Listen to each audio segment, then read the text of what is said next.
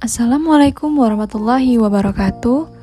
Perkenalkan, nama saya Desiani Puspita Purnamasari, peserta latihan dasar CPNS tahun 2022 BPSDMD Provinsi Kalimantan Selatan. Golongan 3, Angkatan 25, Kelompok 4, NDH 40. Pada kesempatan kali ini, saya akan menjelaskan tentang analisis isu efektivitas kinerja individu berdasarkan tupoksi saya, yaitu di rumah sakit. Apa itu isu?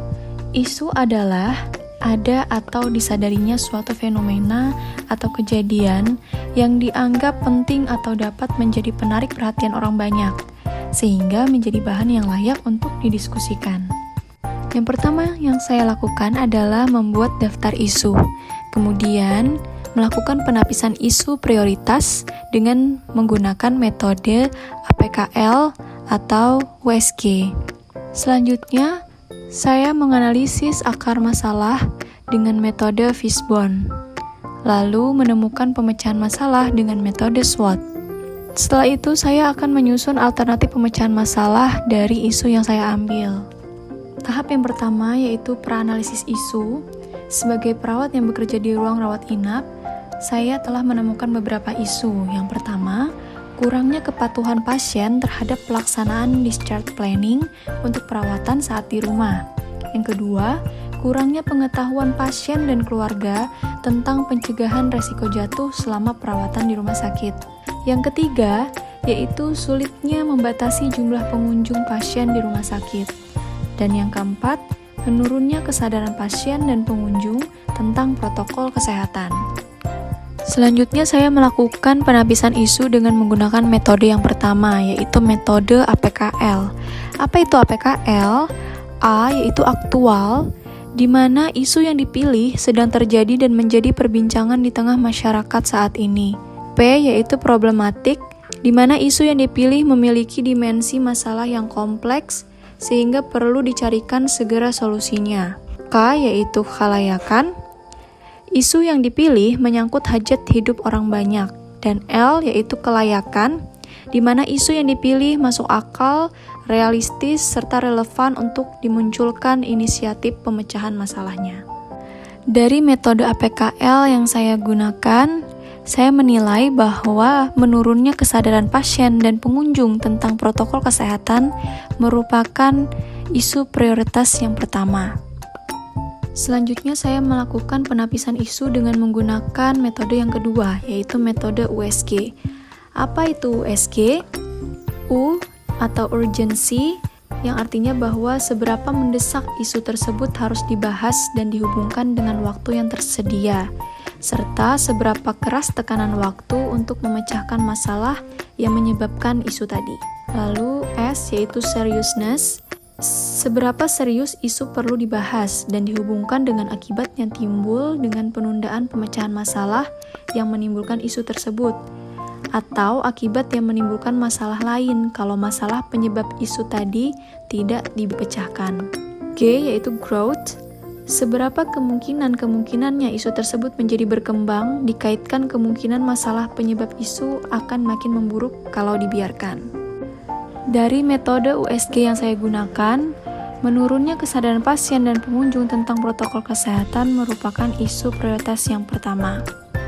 Setelah saya menganalisis isu-isu tadi dengan menggunakan metode APKL dan juga USG, selanjutnya saya akan menganalisis akar masalah dengan metode Fishbone. Dari isu prioritas yang sudah saya tetapkan, yaitu menurunnya kesadaran pasien dan pengunjung tentang protokol kesehatan, maka dari sisi manusianya atau dari sisi masyarakat, mereka sudah merasa kebal dengan vaksin COVID-19. Dan mereka juga bosan melakukan protokol kesehatan dalam waktu yang lama. Dari sisi lingkungan sosial, isu hoax seputar COVID-19 dan vaksin COVID-19 masih banyak beredar dan sayangnya hal itu masih dipercaya. Lalu, mereka pesimis dengan kehidupan bebas COVID dan menganggap COVID-19 adalah penyakit yang biasa. Dari sisi metode, di mana mereka masih merasa kurang nyaman saat memakai APD di luar rumah, terutama menggunakan masker. dan juga kurang tersedianya biaya untuk penyediaan APD secara mandiri dan juga sukarela.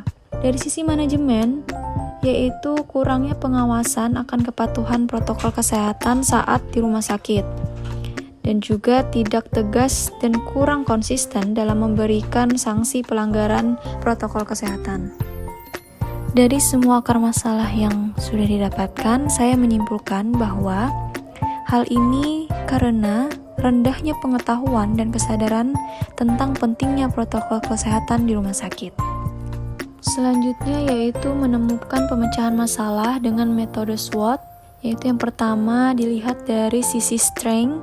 Yang pertama yaitu banyak media informasi sebenarnya yang tersedia sebagai sumber edukasi, lalu tingkat pendidikan petugas rumah sakit pun cukup untuk menerima informasi dan mengedukasi kembali tentang protokol kesehatan. Di rumah sakit juga tersedia sarana dan prasarana untuk mengedukasi pasien dan pengunjung rumah sakit. Lalu dari segi weakness, yaitu menurunnya angka kematian COVID-19 sehingga membuat pasien dan pengunjung lengah dan menganggap COVID-19 sudah tidak berbahaya. Lalu tidak ada sanksi apabila melanggar protokol kesehatan dan kurangnya pengawasan langsung dan berkala.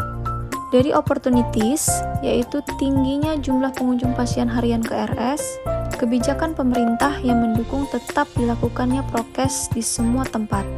Dan dari sisi threats, yang pertama yaitu pasien dan pengunjung menolak menerima edukasi karena sudah bosan, lalu sanksi pelanggaran dianggap sebagai hambatan dalam pelayanan, serta pasien dan pengunjung tidak memiliki kemampuan untuk menyediakan APD secara mandiri dan juga sukarela.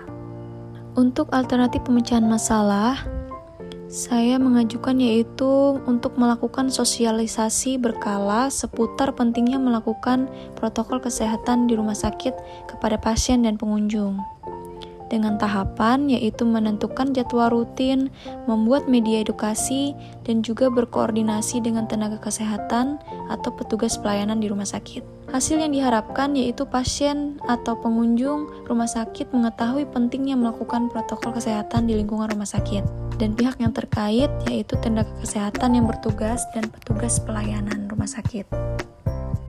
Demikianlah penjelasan saya tentang analisis isu efektivitas kinerja individu berdasarkan topoksi saya yaitu di rumah sakit. Semoga bermanfaat untuk teman-teman semua yang sudah menyaksikan. Assalamualaikum warahmatullahi wabarakatuh.